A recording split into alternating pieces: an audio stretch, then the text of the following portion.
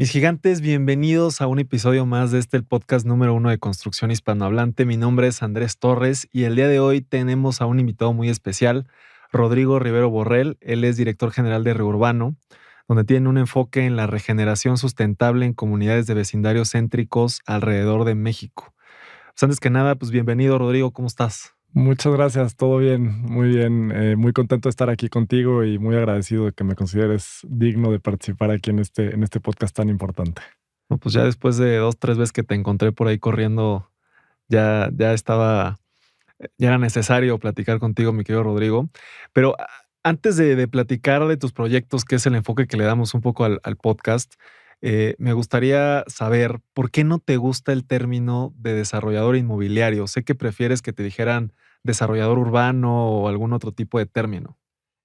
No es que no me guste, la verdad es que creo que está estigmatizado el desarrollador inmobiliario. A veces, desafortunadamente, hay ejemplos no muy buenos de cómo se hace el desarrollo inmobiliario y eso hace que nos encasillen a todos ¿no? En el mismo perfil, por decirlo de alguna manera. Creo que nuestra visión justo es un poco difícil a veces explicar Reurbano, cómo nace, cómo crece, qué significa. Sí somos un desarrollo inmobiliario, es evidente que nos hemos dedicado los últimos 15 años a desarrollo inmobiliario, pero lo hacemos con un enfoque completamente diferente, yo diría, o al menos nuestra propuesta desde un inicio fue tratar de hacerlo de una manera diferente. Y creo que desarrollador urbano o regeneración urbana creo que sería más apropiado. Tenemos muchos ejemplos a lo largo de estos 15 años, pero sí creo que nuestra forma de entender el urbanismo y la ciudad y la calle como un elemento fundamental de los proyectos en los que trabajamos, eso hace que nosotros hagamos a veces unas propuestas que no son lo más convencionales o lo más fáciles de entender en un inicio, ¿no?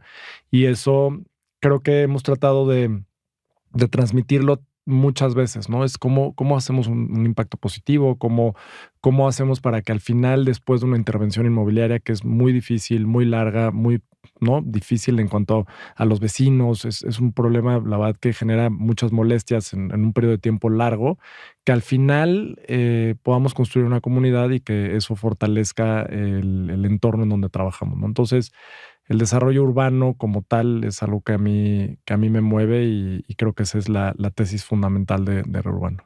O sea, ¿tú cómo definirías la regeneración urbana?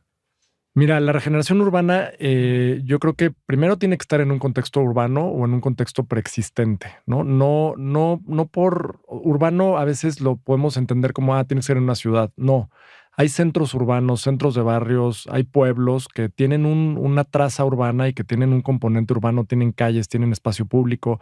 Y entonces cuando dices el tema urbano, el desarrollo urbano es cómo cómo involucrarte o cómo incluirte en esa preexistencia, ¿no? Que a veces hay edificios catalogados o edificios preexistentes que hemos trabajado, sí, pero hay veces que no los hay.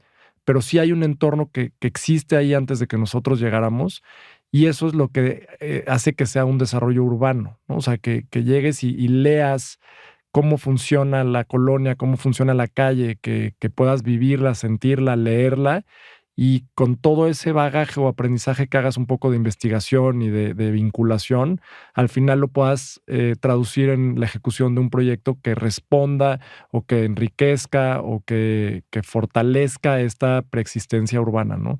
Creo que si hay algo que nos gusta mucho es trabajar con la gente, la gente que vive en las zonas y te digo, leer. De alguna forma a veces me han dicho, oye, es que ¿cómo le haces para decidir en dónde inviertes o no dónde inviertes? Le digo, pues es un poco la vivencia, es desde la calle, desde caminarla, andarla en bici, vivirla, estar ahí tomándote un café, saber saludar a las personas, ¿no? Sea el del puesto de periódico, sea el dueño de una tienda o sea un vecino, y eso te va dando algunas pistas o algunas claves para poder tomar decisiones a la hora de impulsar un proyecto en alguna zona, ¿no? Ahorita que hablabas de espacio público, creo que está clara la distinción, o más o menos entendemos la distinción entre el espacio público y el espacio privado.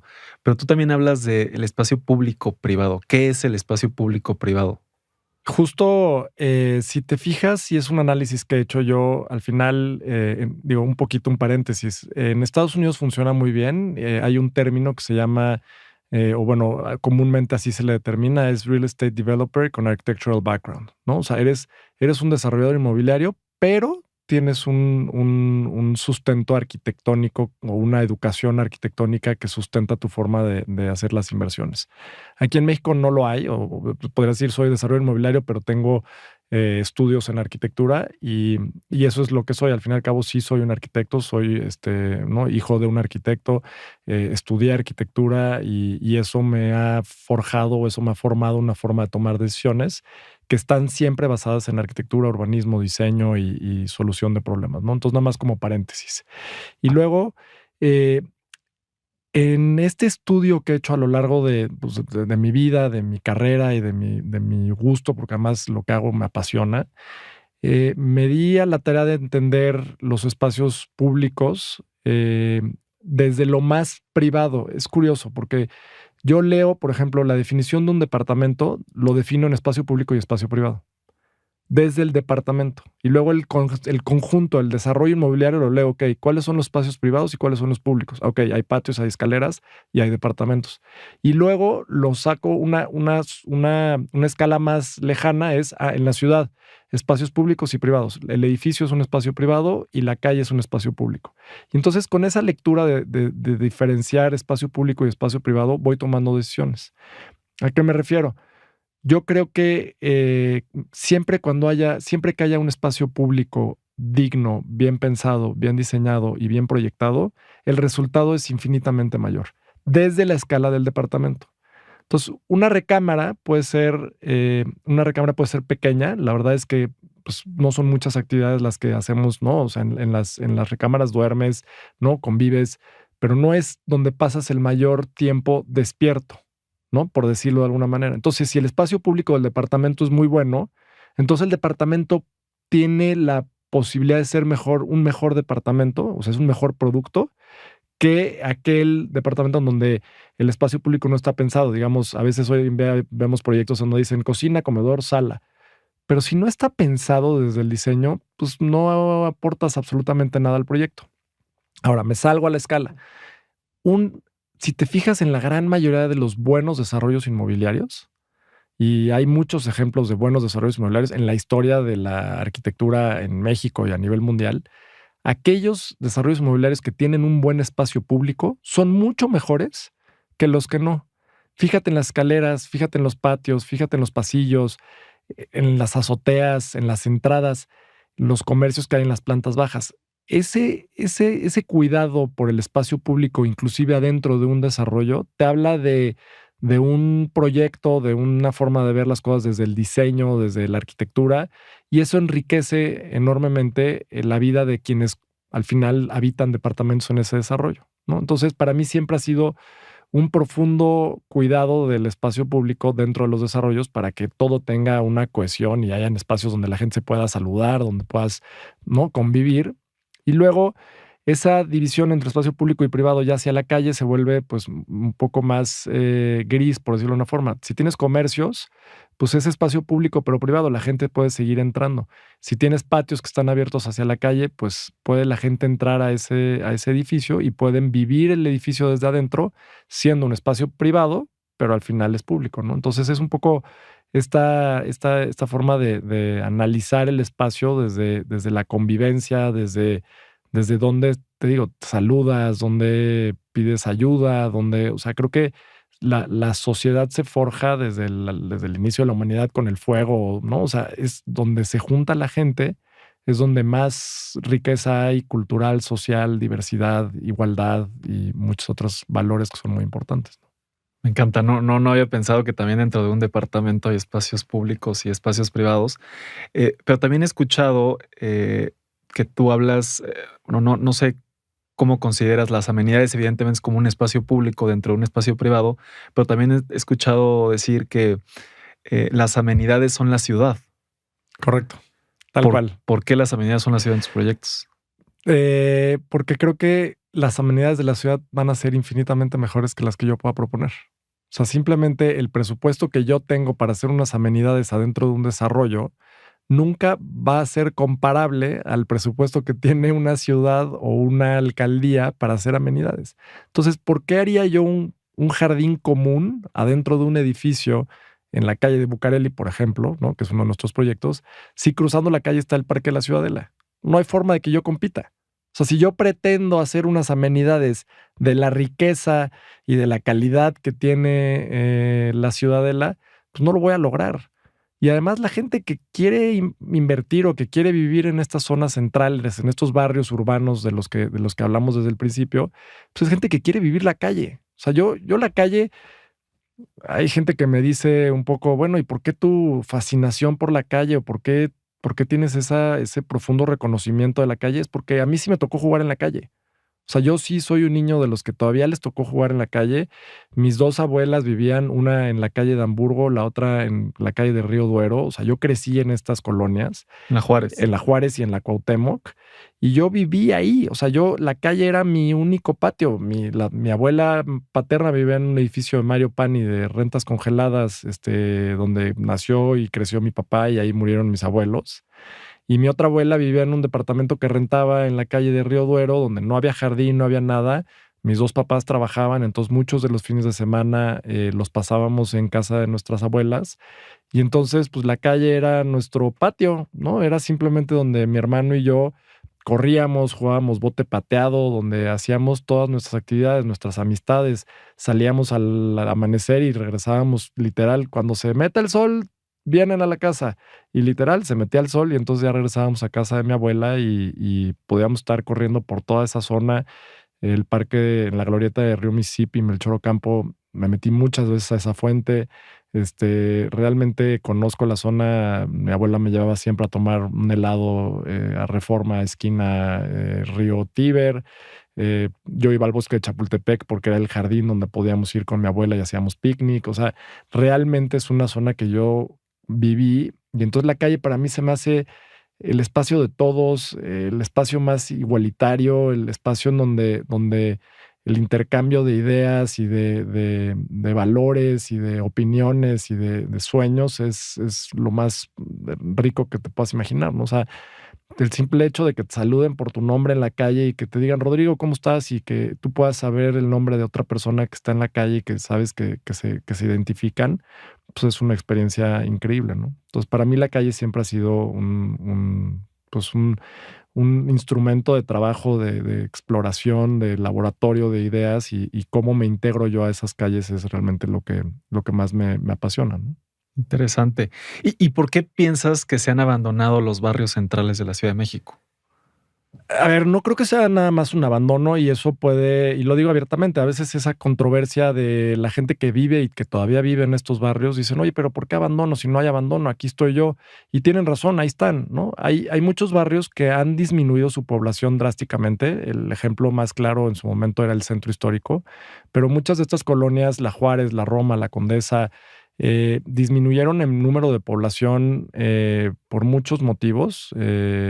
Algunos de ellos, ¿no? El temblor del 85 hizo que hubo una migración de esos barrios centrales por miedo, literal, porque hubo pues, muchos edificios que se cayeron, entonces mucha gente decidió mejor salirse de vivir en estas zonas por el tema de los temblores. También el coche, que es todo un tema, ¿no? Para mí, en lo personal, creo que, como sabes, no tengo coche y sigo viviendo sin coche y hago el esfuerzo de no tener coche y no moverme en coche, porque además si no sería imposible para mí lograr mi agenda, que si de por sí no la logro, en coche sería imposible. Pero el tema es, el coche permitió a mucha gente mudarse a barrios fuera de la parte central de la ciudad y empezaron a crecer colonias que eran más distantes de los centros de entretenimiento y centros de empleo de la ciudad.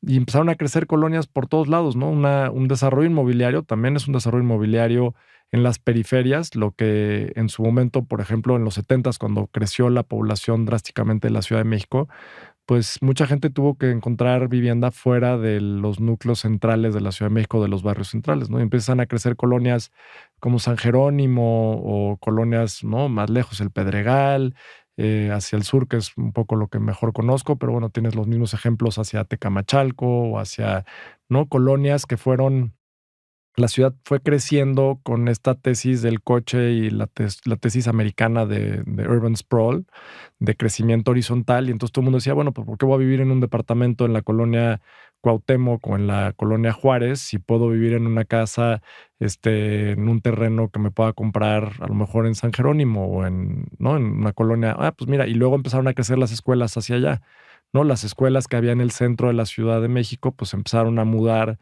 y empezaron a hacer escuelas fuera de la Ciudad de México. Un ejemplo muy claro, que creo que pues es un poco, digo, es el que es, pero no es un ejemplo que a mí me cuesta mucho trabajo. Yo estudié en el colegio alemán y el colegio alemán estaba en Tacubaya, en lo que hoy es La Salle, y se tomó la decisión de hacer un colegio alemán en Xochimilco y otro colegio alemán en Lomas Verdes.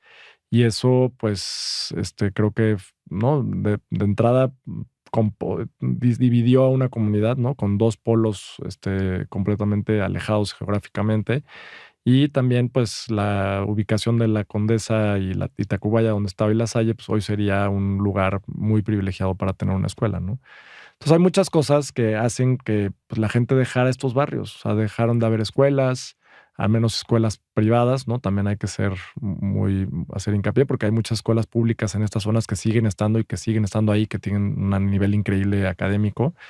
No sé si te sepas, hay una escuela padrísima en la glorieta Las Cibeles en la Roma, que es una manzana completa.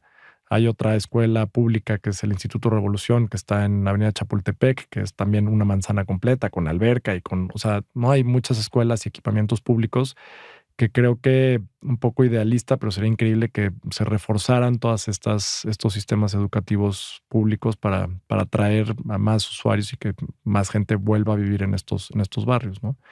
Entonces, pues sí hubo una migración.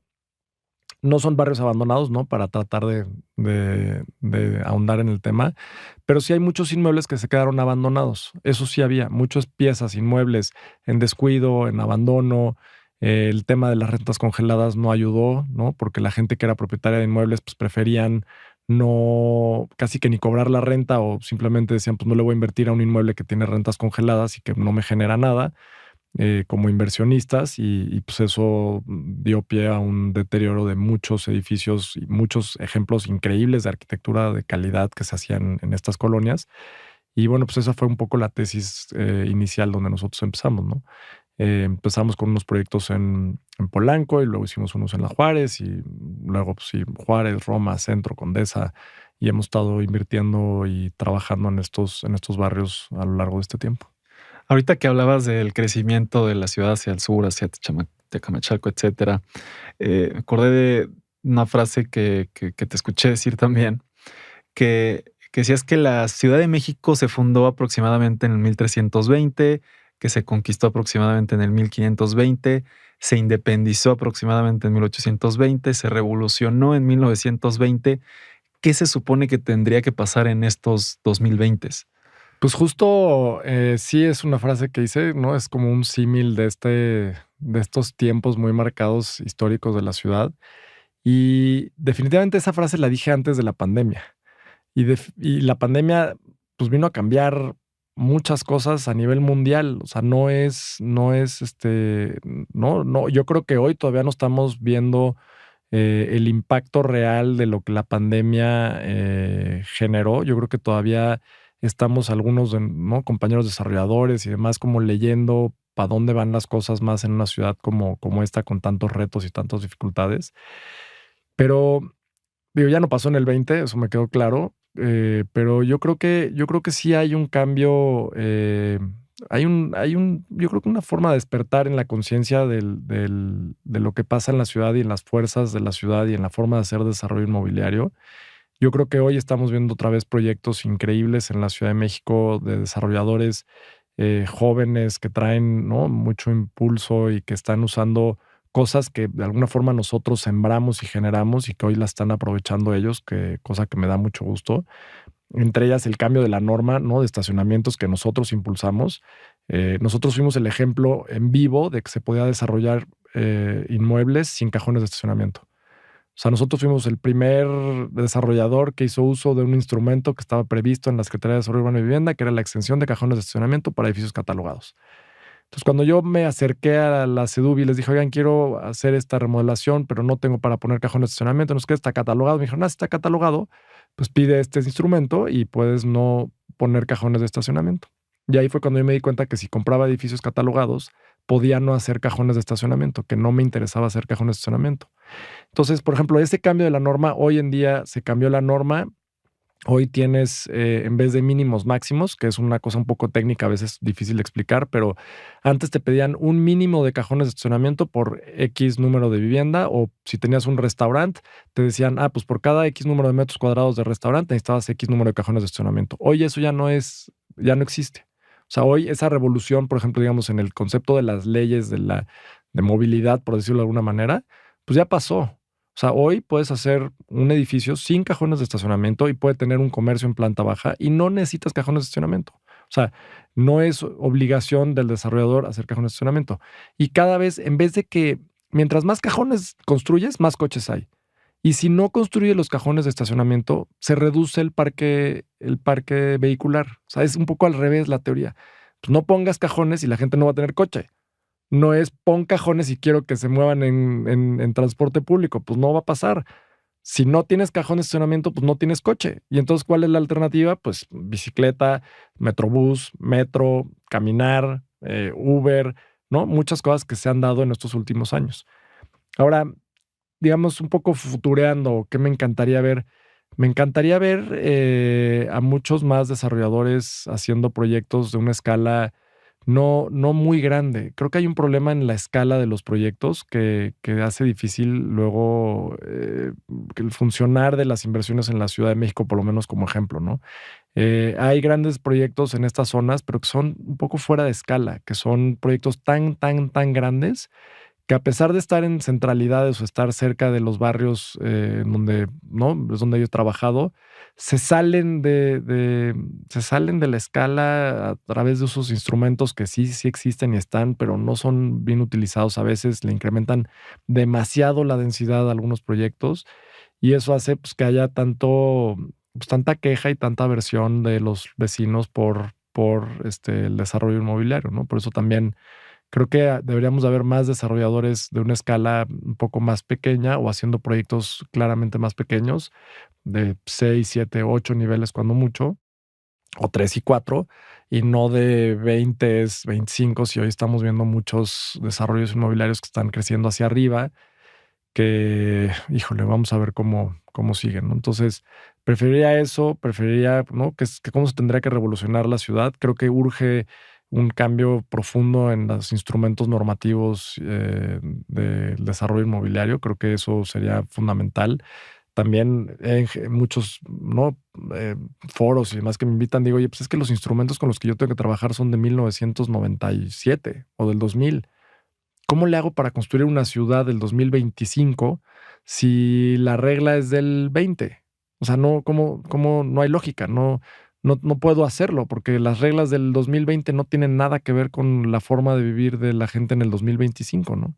Entonces me encantaría ver un replanteamiento de las normas de desarrollo, ¿no? Un poco más pues no sé, regreso a la confianza entre los diferentes actores, los entes privados, los entes públicos y los entes sociales o ¿no? Los vecinos y que hubiera un poco más de cohesión y mucho más confianza para que lo que siga sea construido por todos y no sea un estire y afloje todo el tiempo de poder, ¿no? Acá estuvo hace un par de episodios el arquitecto Antonio Farré, que justamente nos decía que él no está de acuerdo con el crecimiento vertical de las ciudades, que él piensa que debería de ser como en París, creo que son 7 niveles máximo, por un tema del tejido social. ¿Tú entonces tienes una idea similar del tejido social o cómo se afecta el tejido social en estos grandes edificios que se están construyendo? Sí, comparto con él 100% esa visión. Digo, en el caso de París es una norma muy peculiar porque ningún edificio puede ser más alto que el Arco del Triunfo. Esa es la Ok. medida. O sea, ese es un poco el tope de altura máxima que hay en París. Después se hicieron algunos, ¿no? Como la de Fans o Defense, o como se llame, la defensa, ¿no? Donde hicieron este núcleo, un polo fuera, digamos, de la centralidad de París, donde crecieron edificios de oficinas y de vivienda, y hay muchas cosas. Pero sí, coincido con el arquitecto. Creo que es un riesgo muy grande hacer estos edificios con mucha densidad de manera vertical, porque la verdad, otra vez, como desarrollador, pues sí es muy rentable hacer torres, porque puedes meter más departamentos en un terreno no chico. Tal cual, la ecuación es esa, es cuántos departamentos le caben a un terreno de 1000 metros cuadrados.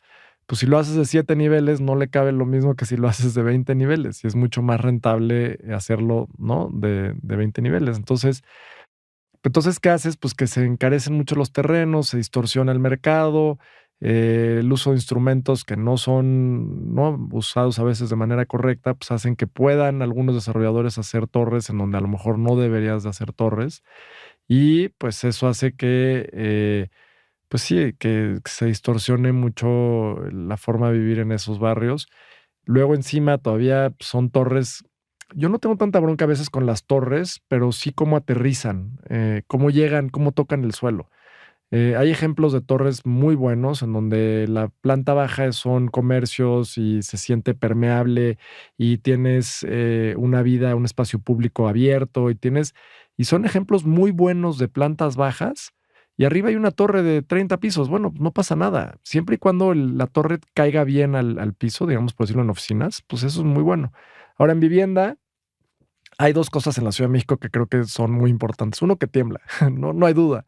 Tiembla y tiembla muy duro. Entonces, vivir en un piso 25 y estar arriba ahí en un temblor en la zona central de la ciudad, pues es una experiencia por lo menos desagradable, ¿no? O sea, yo le tengo mucho respeto a los temblores. Soy una persona, insisto, como crecí en esa zona y tengo sí una especie de recuerdo no muy agradable de esa zona y de mucha gente que quiero y de, ¿no?, que tuvieron que vivir experiencias muy difíciles. Entonces, los temblores a mí me dan pánico. Entonces, de entrada, pues no me interesa hacer torres muy altas por eso, ¿no? Y en el tema de vivienda, pues creo que es más bonito vivir en un edificio más compacto, más pequeño, más, yo te diría, con más posibilidad de conocer a más vecinos también, ¿no? Porque si haces una torre de 300 departamentos, pues conoces a un número de vecinos muy pequeño. Si es que los conoces, porque luego estas torres tienen 10 pisos de estacionamiento para abajo, ¿no? Hay muchos casos en Reforma, que llegas con tu coche, bajas 10 pisos al estacionamiento, te subes al elevador y le picas al piso 26 y nunca viste a un vecino. No viste las escaleras, no viste a un vecino, no viste el espacio público, no hubo convivencia, no hubo buenos días, buenas tardes, no hubo nada. Entonces eso pues deteriora mucho el tejido, no nada más adentro del edificio, pero también pues deterioras la vialidad, por ejemplo, alrededor de esa torre. Pues entran 500 coches, salen 500 coches, pues es un desastre, ¿no? Digo, entre muchos ejemplos. No, sí, me gusta ese tema, es importante ahí comentarlo. Pero entrando un poquito más a platicar sobre los proyectos tuyos y los proyectos de Reurbano, eh, me gustaría saber cuál ha sido el proyecto más personalmente gratificante en tu carrera y por qué. Esa es una muy buena pregunta. Es un reto contestarla. Em, yo creo que yo creo que el primer proyecto puede ser un ejemplo muy bueno porque fue un voto de confianza 100% familiar. Nunca lo había hecho antes. Inicié solo, ¿no? Con el apoyo de mi familia, y tomamos la decisión y mi familia decidió confiar en mis locuras y logramos comprar un edificio. Y ese edificio a mí me dio toda la escuela para entender muchas, muchas cosas. Me dio la escuela para entender temas de normativas, de hacer gestión. Yo hacía todo. Yo hice la gestoría, hice la remodelación, hice el proyecto de remodelación, hice, digamos, un poco el levantamiento de capital con mis familiares y amigos, pero al final hice todo el proceso de A a Z de un desarrollo inmobiliario. Entonces, ese proyecto para mí pues es un ejemplo de dónde nace Reurbano, dónde nace esta teoría del reciclaje urbano como tal, donde le pongo el nombre a una empresa y a una idea y cómo la ejecuto. A veces es bien difícil pasar de la idea a la realidad, pues me costó muchísimo, muchísimo, mucho aprendizaje, muchos temas, como te digo, normativos, financieros, fiscales, legales, construcción, permisos, pero eso me dio las bases para luego poder replicar esa teoría o esa visión o esa búsqueda de innovación, por decirlo de alguna manera, de invertir en estas zonas de la ciudad. Y eso, pues, es muy, muy gratificante. Te puedo decir que casi todos los proyectos tienen un componente. La arquitectura es de muchos sentimientos, de mucha pasión. Es algo que creo que es muy, muy gratificante porque además hoy en día lo puedes ver, ¿no? No es un trabajo que, ¿no?, entregas y se ejecuta y nunca más lo vuelves a ver, ¿no? Ahí yo puedo ir todavía a los cafés, a los departamentos, puedo ver a los vecinos, a la gente que me compró un departamento, o sea, los puedo ver y sigo recibiendo a veces, ¿no?, felicitaciones de cumpleaños de alguien que me compró un departamento y es increíble porque sigo estando vinculado con ellos. Entonces lo puedo ver.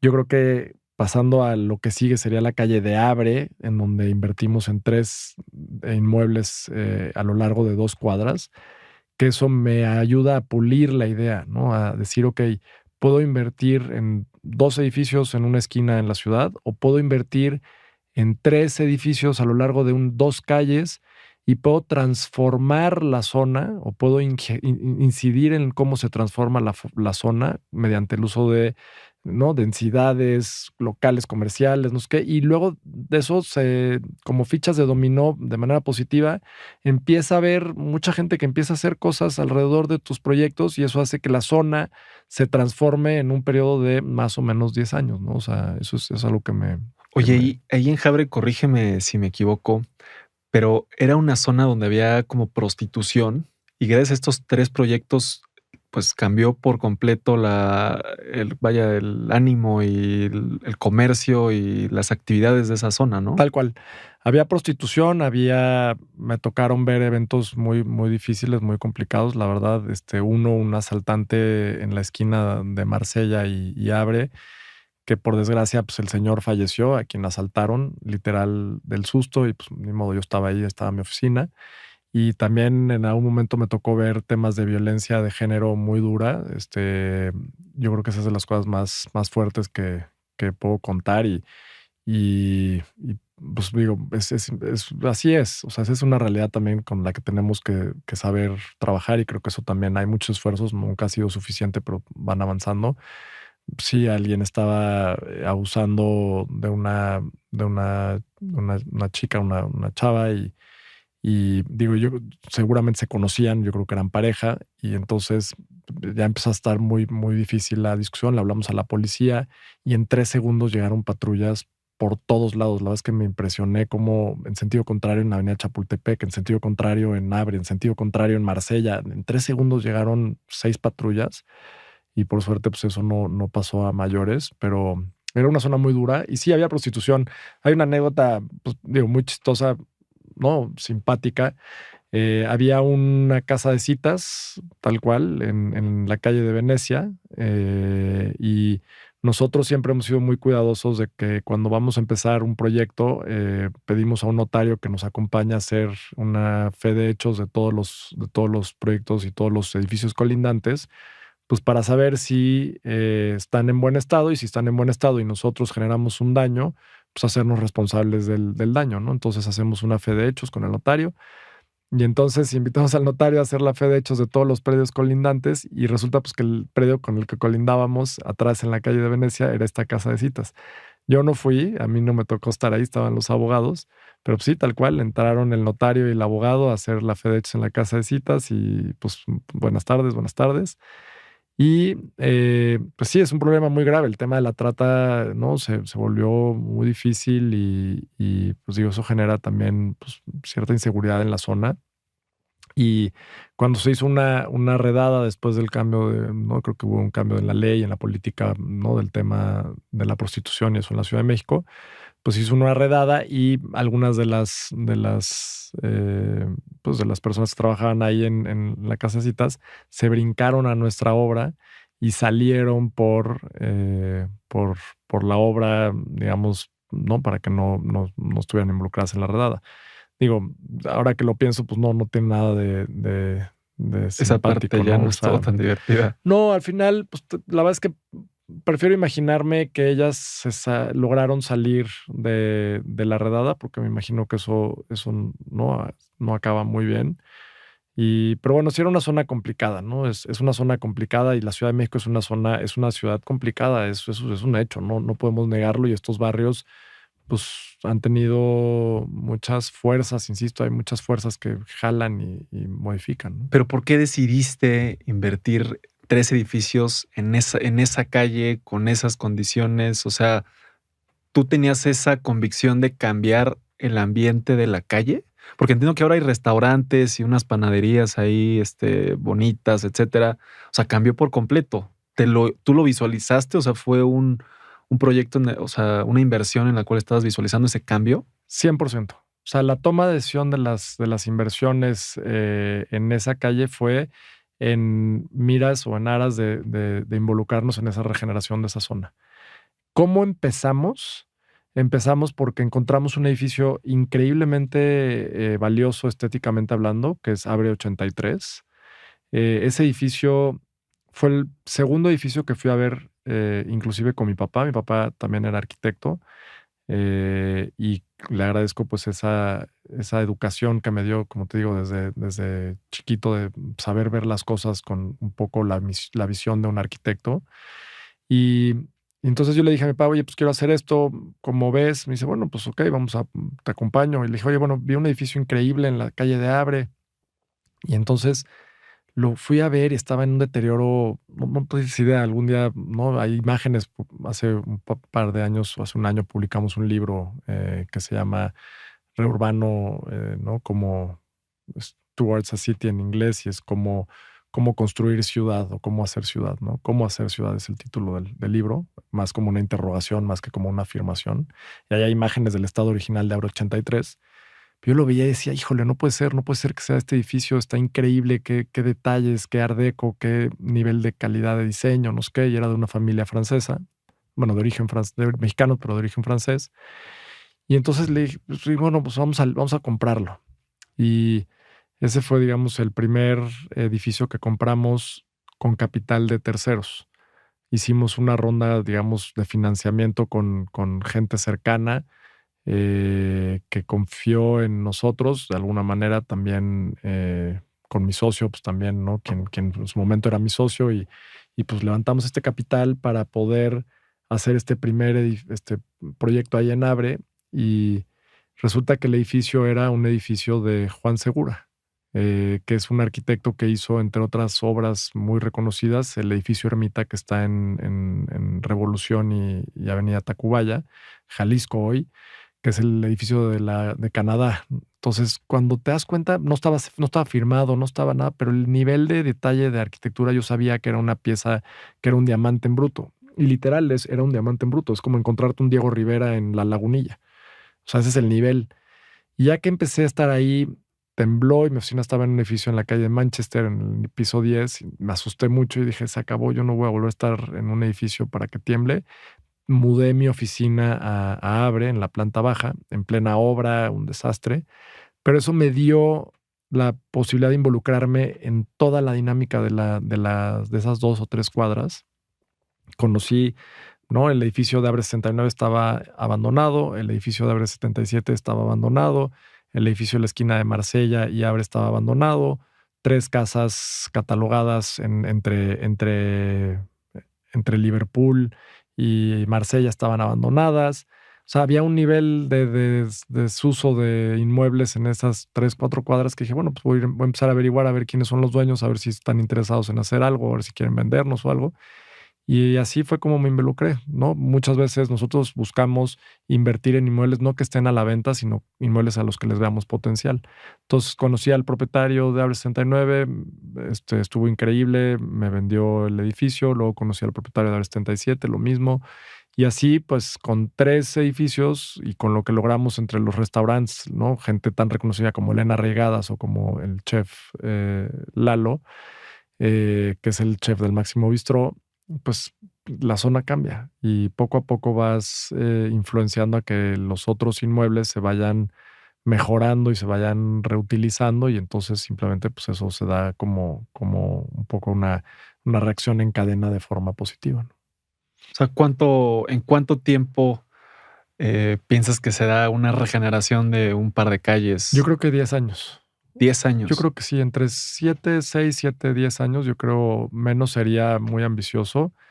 Eh, la pandemia, entre otras cosas, aceleró las cosas, aceleró muchos cambios, que eso es muy valioso. Hay mucha gente que creo que la pandemia vino a cuestionar o a señalar muchas cosas de los comportamientos en general de la humanidad y en particular de la gente que vivimos en las ciudades y la gente que trabajamos empieza a valorar otras cosas, ¿no? Es como decir, híjole, quiero estar en una oficina de 8 a 6 de la tarde en un edificio, no sé dónde. Pues no, no quiero.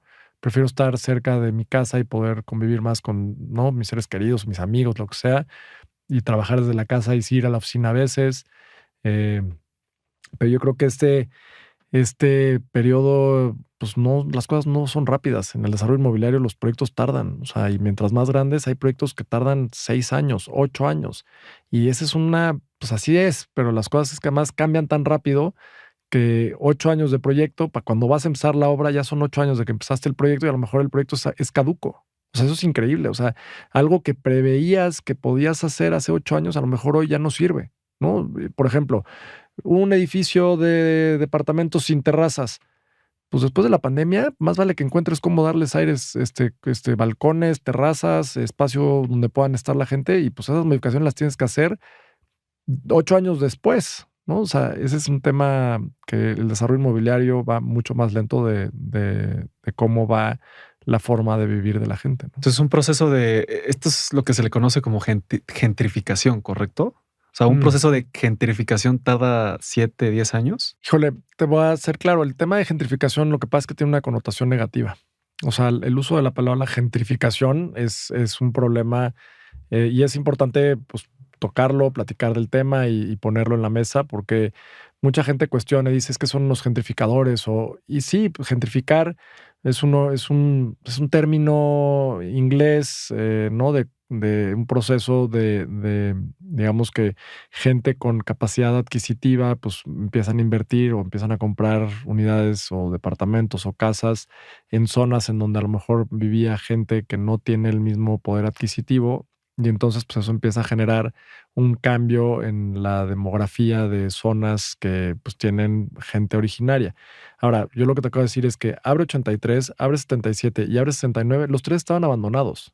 O sea, ahí no hay desplazamiento, ¿no? Simplemente son 3 proyectos que estaban abandonados y que donde vivía era una casa unifamiliar, es decir, o sea, son barrios que ya eran barrios de gente con un poder adquisitivo muy alto. O sea, nacen siendo barrios de poder adquisitivo alto, son mansiones. O sea, si tú caminas por la colonia Juárez o la colonia Roma, son mansiones, o sea, son mansiones donde vivían los industriales y los políticos y ¿no?, la gente que tenía minería de 1800 y 1900, pero vivía una familia en una casa. Y lo que nosotros hacemos es, donde vivía una familia en una casa, a lo mejor hoy viven 14 familias, 14 parejas, 14 personas, no, hay 14 unidades. Por el caso de Córdoba, que hicimos un proyecto en la Roma, era una casa unifamiliar y la convertimos en 14 unidades.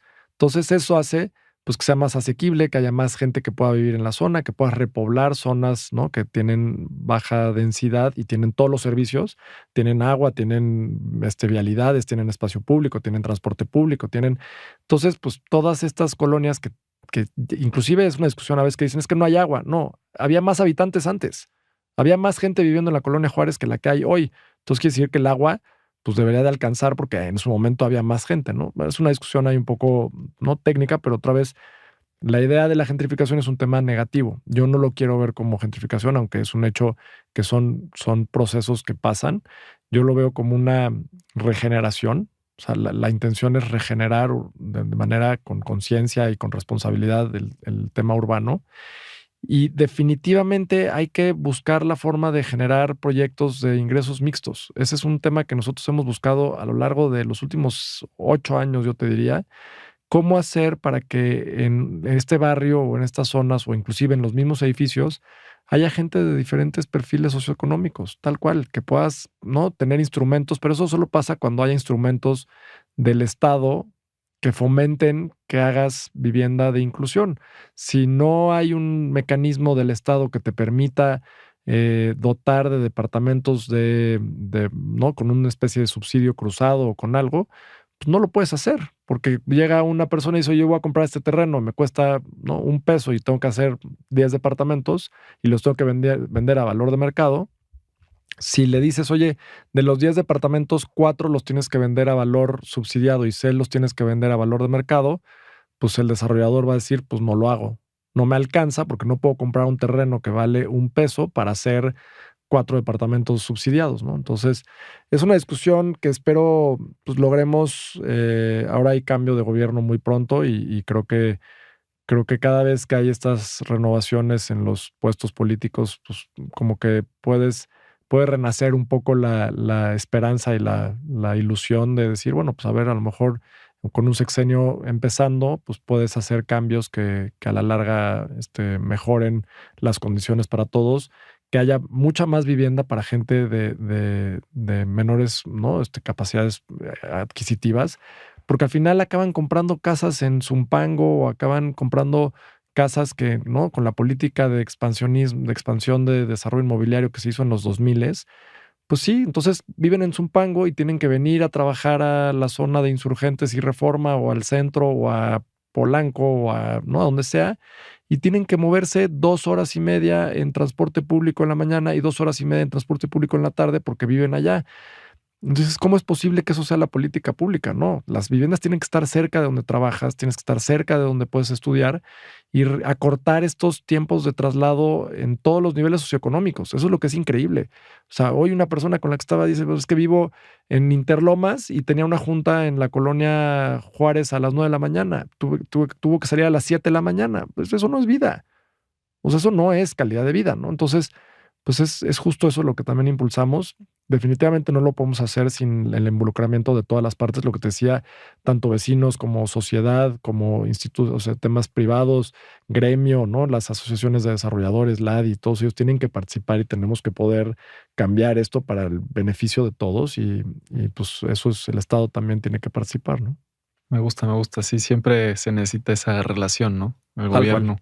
¿Y cuál es el proyecto más grande que has desarrollado hasta ahora, Rodrigo? Digamos que respondiendo a la pregunta de cuál es el proyecto del que te sentirías más orgulloso, el proyecto que estamos actualmente terminando se llama Edificio Donde, que es en la esquina de Emilio Donde y Bucareli, donde está el reloj chino. Yo creo que ese sería hoy en día, como te platiqué, empecemos en Polanco con 2 edificios, luego en Abre hicimos 3 y supimos que podíamos incidir en lo que pasaba en la zona.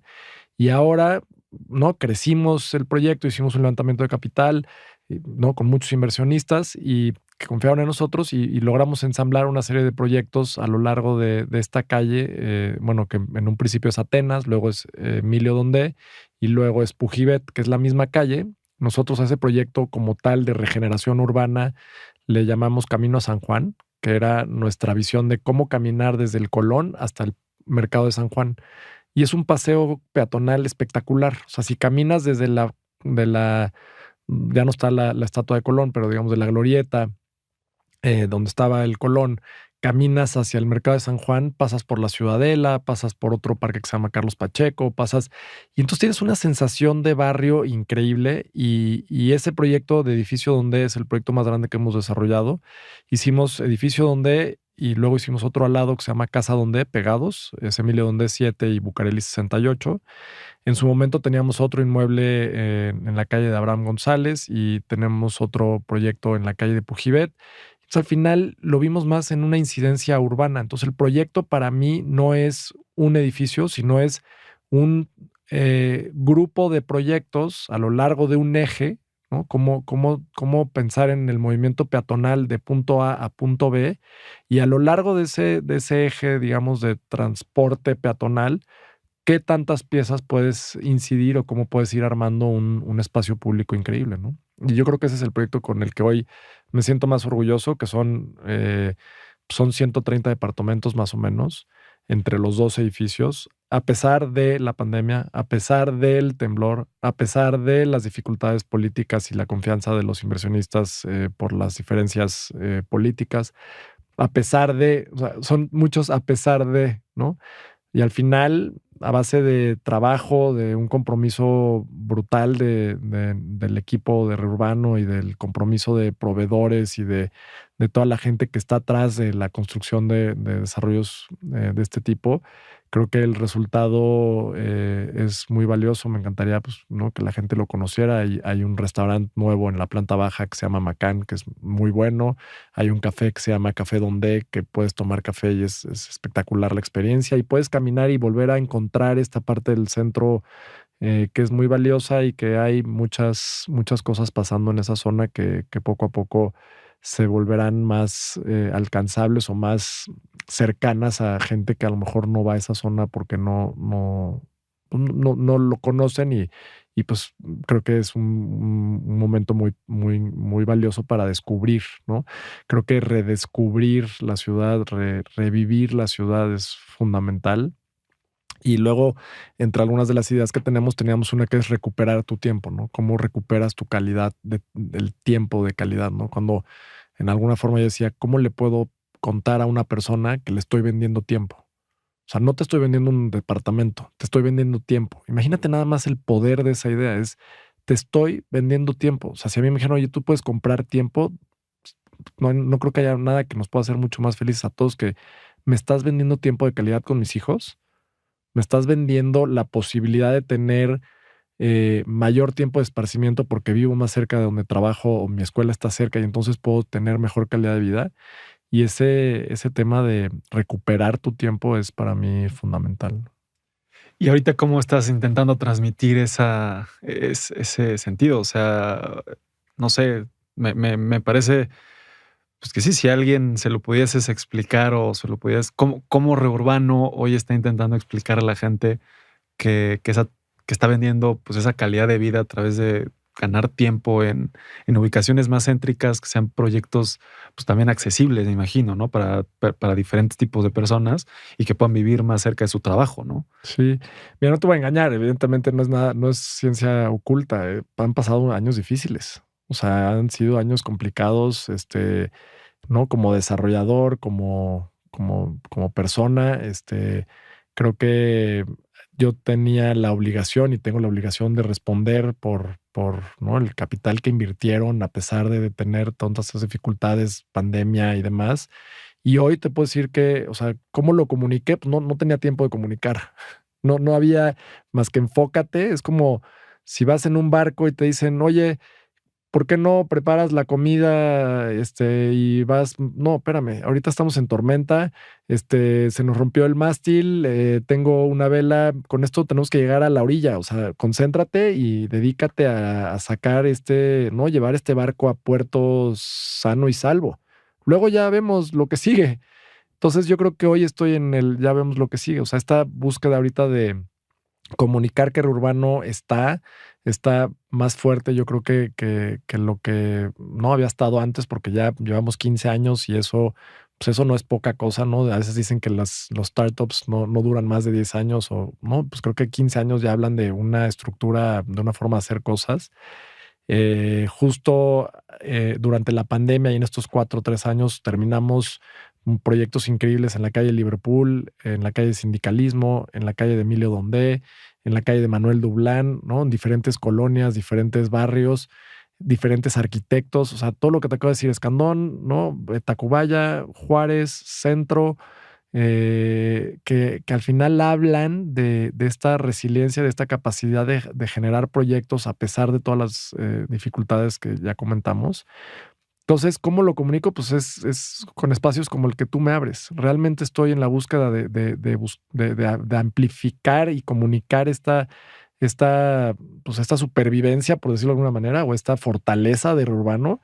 Y pues estoy abierto a hacer negocios, ¿no? Hay muchos desarrolladores que nos buscan, hay inversionistas que no preguntan, oye, Urbano, pues quieren socios, quieren invertir, bienvenidos.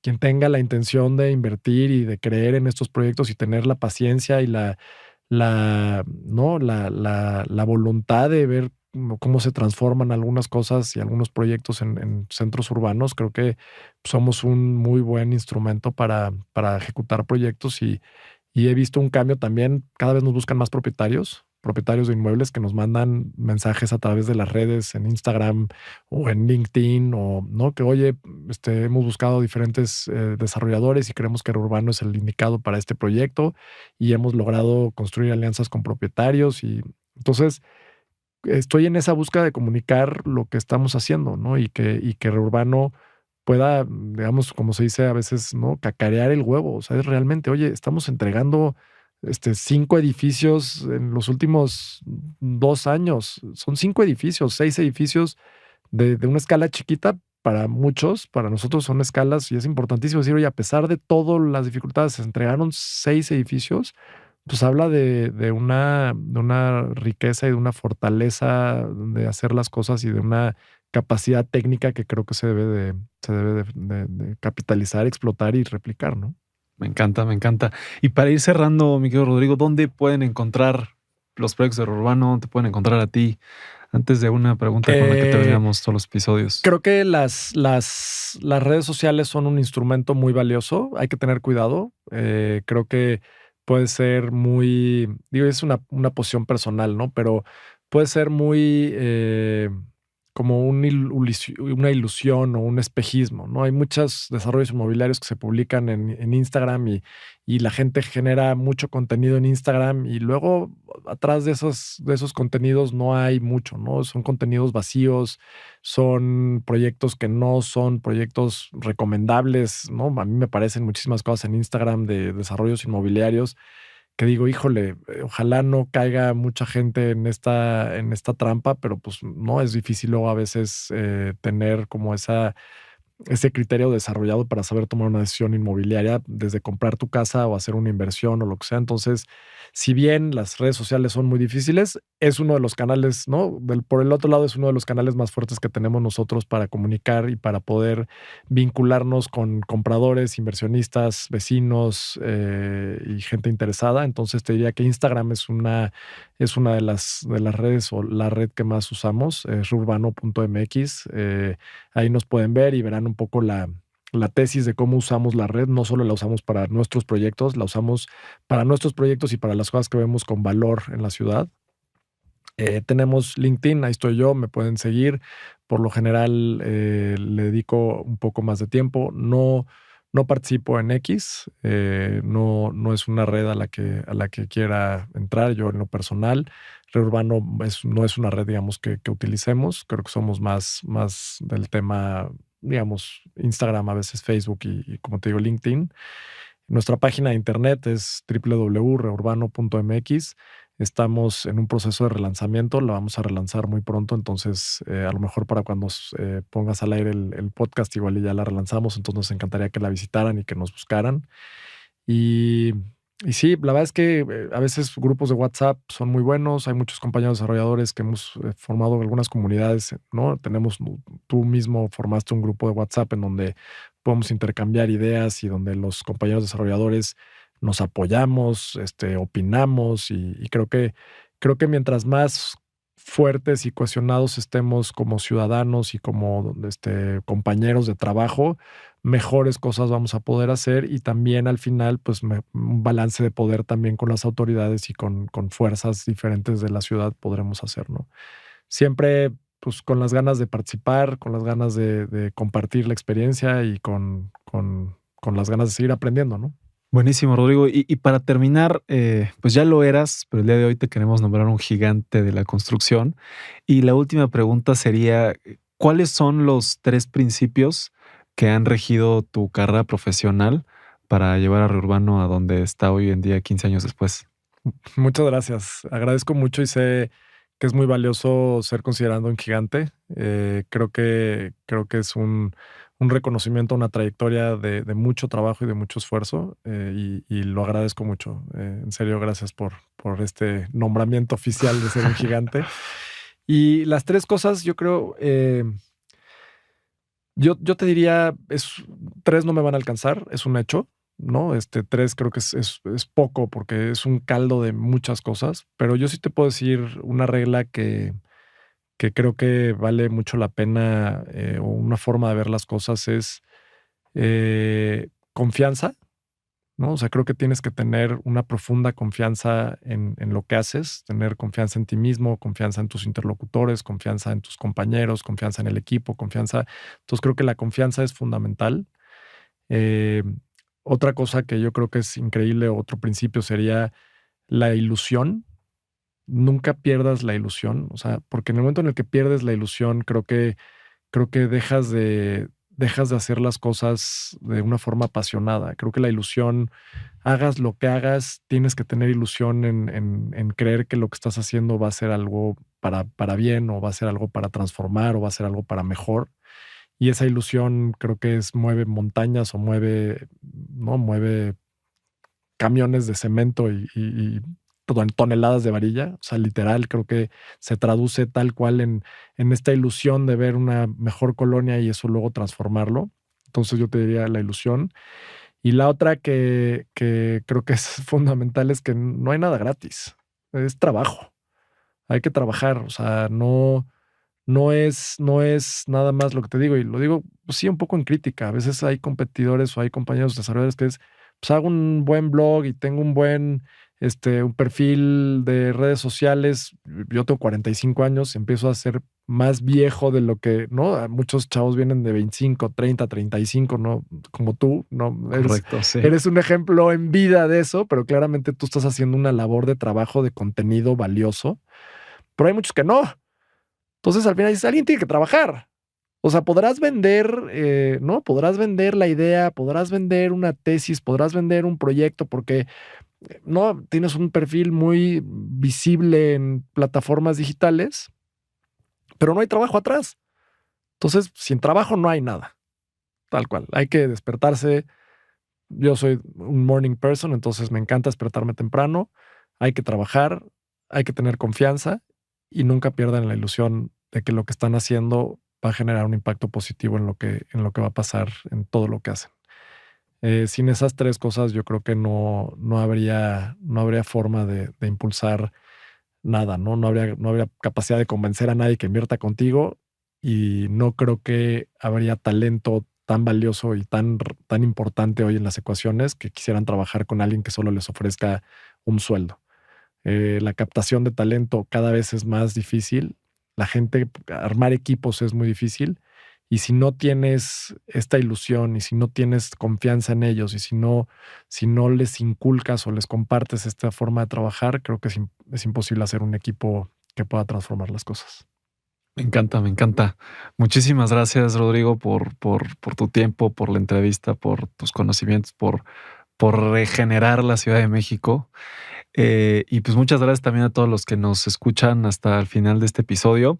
Si les gustó, califíquenos con 5 estrellas y compártalo con alguien que creen que le puede interesar. Les recuerdo que ahí me encuentran en mis redes como @ing.andrestorres. Y ahí suelo publicar clips de este podcast, también los eventos que organizamos en el Club de Gigantes. Rodrigo fue un invitado nuestro en alguno de nuestros primeros eventos, que estuvo buenísimo, con Pepe Chabot. Y ahí escuchamos historias como esta, pero de viva voz. Y también hacemos negocios con los miembros de nuestra fraternidad. Así que nos vemos muy pronto en vivo, o nos escuchamos en el siguiente episodio. Muchas gracias, Rodrigo. Al contrario, Andrés, muchas gracias y felicidades por tu proyecto. Gracias.